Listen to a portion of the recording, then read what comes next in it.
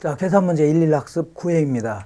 자, 이번 시간에는 금융과 관련된 계산 문제인데 여기에는 돈을 빌려줬을 때 얼마를 빌려줄 것인가. 두 번째는요, 빌려줬을 때 이제 받아낼 때 어떤 형태로 받을 건가. 이거와 관련된 계산 문제가 종종 나옵니다. 첫 번째, 이 돈을 빌려줄 때 이 그 금리를 돈을 빌려주는 형태는 두 가지가 있는데 이 고정금리로 빌려줄 수도 있습니다. 고정금리는 처음부터 만기까지 똑같은 이자를 받는 거예요.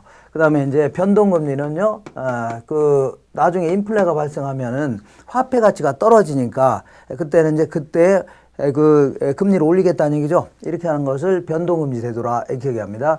이때 초기 약정금리를 본다면 얘가 됐든 실질금리가 있을 겁니다.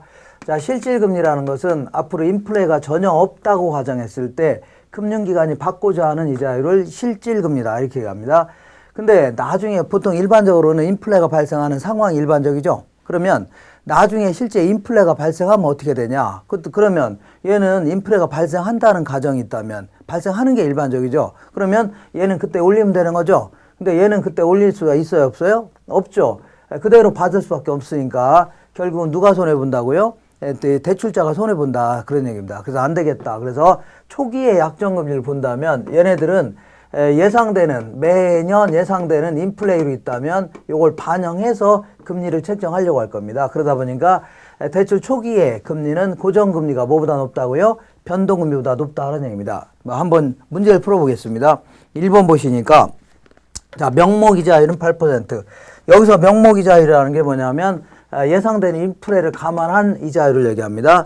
그럼 예상되는 인플레율이 몇 %라고요? 3%이다. 그러면 은행은 몇 %를 먹으려고 했다고요? 여기서 5%를 먹으려고 하면서 요 예상되는 인플레율은요, 화폐 가치 하락분에 대해서 미리 얹혀서 받겠다는 얘기죠. 근데 얘는 그럴 필요 있어요, 없어요? 그럴 필요 없다는 얘기죠. 나중에 실제 인플레가 발생하면 그때 올리면 된다는 얘기입니다.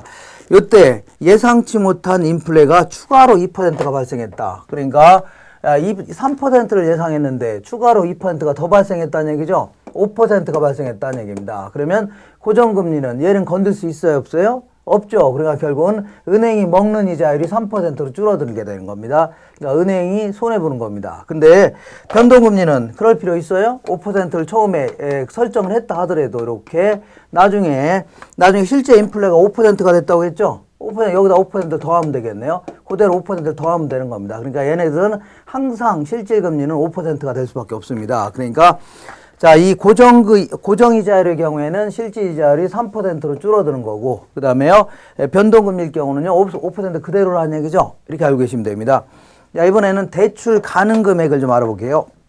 대출 가능 금액은 은행이 이제 돈을 빌려줄 때 얼마를 빌려줄 것인가, 그 얘기인데, 자, 계산한 거는 1번 한번 보겠습니다. 대출 가능 금액의 계산이다 해서, 1번 보시니까, 금융기관의 상업용 부동산에 대한 대출 기준이 다음과 같다면 금융기관이 대출해 줄 수 있는 최대 금액은 여기서는 부채 감당 비율과 대부 비율 둘을 가지고 둘 중에 두 가지 조건을 모두 충족시켜야 된다고 했죠. 그러니까 둘 중에 작은 금액을 빌려주겠다는 얘기입니다. 그러니까 대부 비율과 부채 감당 비율을 한번 적어보겠습니다. 대부 비율을 뭐라고 한다고요? LTV다. Loan to Value 해갖고 부동산 가치 대비 대출액이 차지하는 비율. 자, 부동산의 가치 혹은 가격 대비 이렇게 대출액이 차지하는 비율. 요거 하고 두 번째는요. 거기 보니까 자, 부채 감당률이 있네요. 부채 감당 비율 혹은 부채 감당률 똑같습니다. 요 둘 중에서 작은 금액을 빌려주겠다는 얘기죠. 그래서 부채 감당률은 순영업소득을 부채 서비스액으로 나눈 겁니다. 이때 자, 부채 서비스액은 별 말이 없으면 항상 원리금 균등 상환을 가정합니다. 그래서 원리금 균등 상환은 매기 갚을 원금이자 균등 상환액은 대출액에다가 뭘 곱하면 된다고요? 저당 상수를 곱해주면 됩니다. 저당상. 이렇게 해서 그래서 이렇게 계산한 대출액과 이렇게 계산한 대출액 둘 중에 작은 금액을 빌려주겠다 그런 얘기입니다. 작은 금액을 둘 중에 작은 금액을 자, 집어넣어 보겠습니다. 자, 대부 비율은 0.8까지 빌려주겠다. 최대. 그 다음에요. 부채 감당률은요. 1.2 이상을 빌려주겠다. 1.2 이상. 자, 그럼 1.2가 될 때까지 최소한 빌려주겠다는 얘기입니다. 위에 두 가지 조건을 충족해야 되는데 연간 저당 상수는 0.1이랍니다. 자, 상업용 부동산 현황을 보니까 평가가 여기 15억이라는 얘기죠. 그러면 LTV를 충족하는, 자, 담보가치 그 대비 대출액을 충족하는 비율은 여기 0.8에다가 15억을 곱하면 되죠. 그럼 얼마가 되냐면 12억이 될 겁니다. 그래서 요거에 충족하는 대출액은 얼마라고요? 12억이다. 이렇게. 그 다음에 보니까 여기 순영업소득은 1.5억이라고 되어 있죠. 1.5억이라고 되어 있네요. 1.5억. 이렇게. 그러면 여기서 요거 나눈 게 1.2라는 얘기는 결국 여기서 요걸 이쪽 보낼 수 있습니다. 그러니까 1.5억을 1.2로 나누면 부채 서비스액이 나옵니다. 1.5를 1.2 나누면 됩니다. 그러면 얼마가 되냐면 12.5억이 되겠네요. 12.5억이 될 겁니다. 이렇게. 자, 1.25억이 될 것 같은데요. 1.25억. 1.25억이 될 겁니다. 그러면 여기다 요거 곱한 게 이거란 얘기죠. 그러면 결국은 이 대출액은 1.25억을 0.1로 나누면 됩니다. 그러면 12억 5천만 원이 될 겁니다. 12억 5천만 원. 그래서 이렇게 계산한 대출액 12억과 이렇게 계산한 대출액 12.5억. 이거 둘 중에 작은 금액이니까 얼마라고요? 12억을 빌려주겠다 그런 얘기입니다. 12억. 자, 이렇게 이제 계산해보고 연습해보시면 됩니다. 이번에는 두 번째 문제 보겠습니다. 두 번째 문제는 서울에 거주하고 있는 A가 다음과 같이 시중은행에서 주택을 담보로 해갖고 담보 대출을 받고자 한다. 이때 A가 받을 수 있는 최대 대출 가능 금액은 요거.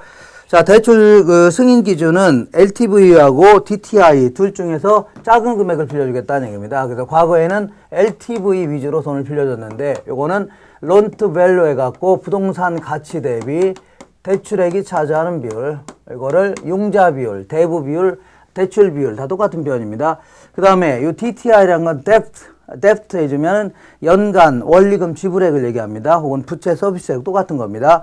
매기 갚을 원금이자 합계액 있죠? 매기가 요거에다가 to i다 해갖고 요거는 인컴을 얘기합니다. 그러니까 영어는 거꾸로 해석해야 됩니다. 소득 대비 부채 서비스액이 차지하는 비율 요걸 얘기합니다.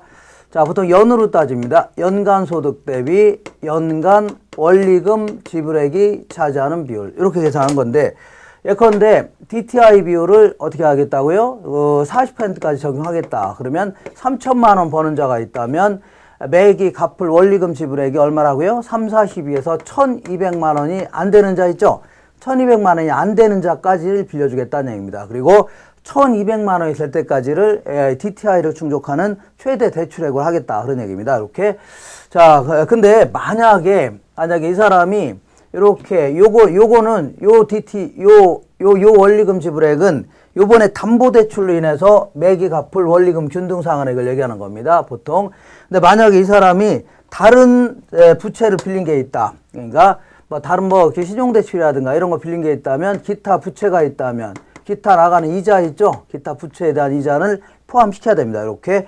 자, 이렇게 해서 계산한 대출을 계산하는데 이때 이 연간 원리금 지불액은 뭘 가정하냐면 원리금 균등상환을 가정합니다. 원리금 균등상환. 그래서 이것도 마찬가지로 대출액에다가 대출액 곱하기 저당 상수를 곱해줍니다. 이렇게.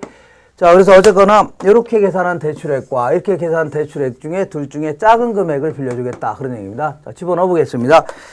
자, 거기 대출 승인 기준을 보니까 LTV는 최대 60%까지 빌려주겠다. 얘는 60%까지 빌려주겠다. 그 다음에 보니까 A의 거기 담보 평가 가격은 서울 소재 주택이 5억이랍니다. 담보 가치는 5억이라는 얘기죠. 5억. 자, 그러면 LTV를 충족하는 대출액은 5, 6, 30에서 3억이 되겠네요. 3억. 요거를 빌려주겠다. 그런 얘기고. 그 다음 DTI를 보겠습니다.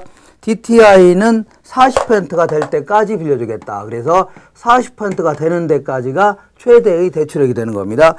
자, 그러면 여기 이 사람이 연간 소득은 6천만 원이랍니다. 1년에 6천만 원 정도 벌고 있다. 그러면 요 위에 분모가 아주 분자가 되게 되네요.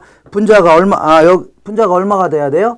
4, 6, 20세에서 2,400만 원이 돼야 됩니다. 근데 이 사람이 연간 1,200만 원 부채이자로 지급하는 게 있다는 얘기죠. 사업자금 대출 받은 게. 그러니까 1,200만 원 사업자금 대출 받아서 매기 갚는 이자가 1200만 원이 있답니다. 그럼 결국은 요 위에가 뭐가 된다고요? 2400만 원이 돼야 되니까 4, 6, 24. 요게 요 담보대출로 인한 연간 원리금 지불액은 얼마가 돼야 돼요? 1200만 원이 돼야 됩니다. 그러면 저당상수는 0.12라고 되어 있죠? 그럼 요 계산할 수 있겠네요.